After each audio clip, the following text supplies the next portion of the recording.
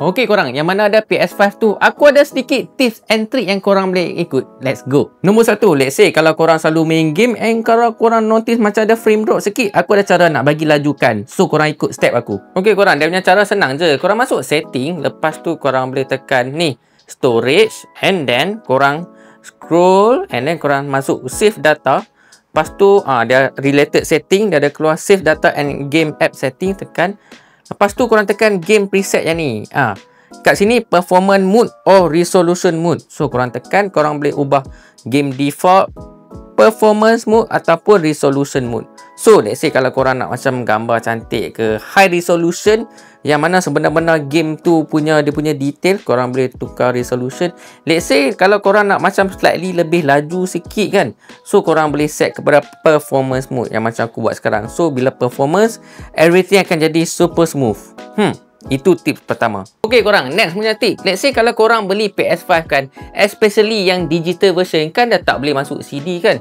Jangan risau, dekat dalam galeri dia kan, dekat dalam PlayStation dia punya marketplace ya, game free agak banyak tau. Jom aku tunjuk kat mana korang boleh korek. Ini especially untuk orang yang baru beli. Macam biasa korang scroll sampai jumpa PlayStation Store ni. Okey, korang tekan yang tu. Lepas tu pula, once korang dah masuk, korang tekan kat sini, browse. So ini make sure tekan. Lepas tu kan korang dah masuk kan, korang make sure korang scroll kiri sampailah korang jumpa butang ni. Korang tekan yang ni. Once korang dah tekan, korang scroll atas. Lepas tu korang tekan dekat sini. So korang tekan price. Lepas tu pula, once dah tekan price, dia tulis lah lebih 280 and korang boleh tekan free yang ni. Yang ni game semua tak bayar ada kat dalam ni. Lepas tu macam biasa, once korang dah tekan free, akan keluar semua game-game yang free. Jom kita tengok satu-satu game tu. Lepas tu inilah game-game yang free semua. Ini semua best tau. Ni Where Wine Meet ni, ini salah satu game yang top. Fortnite memang banyak game. Kat dalam dia ada banyak lagi game. So ada game bola, ada macam-macam lah. Genshin Impact, War Thunder, The Sims 4, Roblox. So kalau kita scroll dekat bahagian bawah lagi, memang banyak. Apex Legend. So tengok lagi, ada PUBG free, everything free, endless catalog ni. So korang tak perlu risau. Let's say kalau korang beli digital version, malas nak beli game, free gallery masih banyak. So korang tengok ni, ini semua free.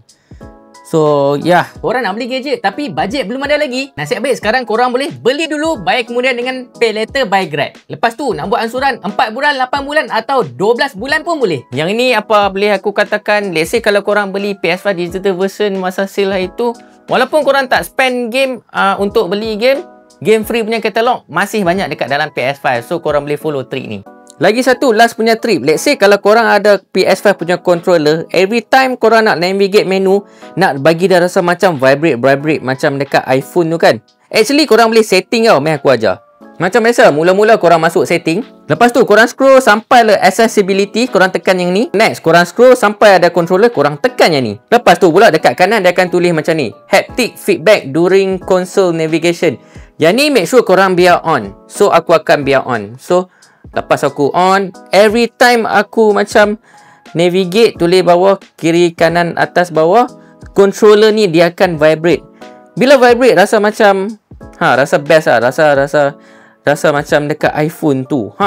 Okey korang, ini adalah sedikit sebanyak tips and trick bila korang ada PS5. So macam biasa, let's say kalau korang nak lebih banyak input, tips and trick, review, jangan lupa follow, jangan lupa komen, and mana tahu kok korang boleh ajar aku pula kan. Macam biasa, jangan lupa stay tuned for the next tips and trick.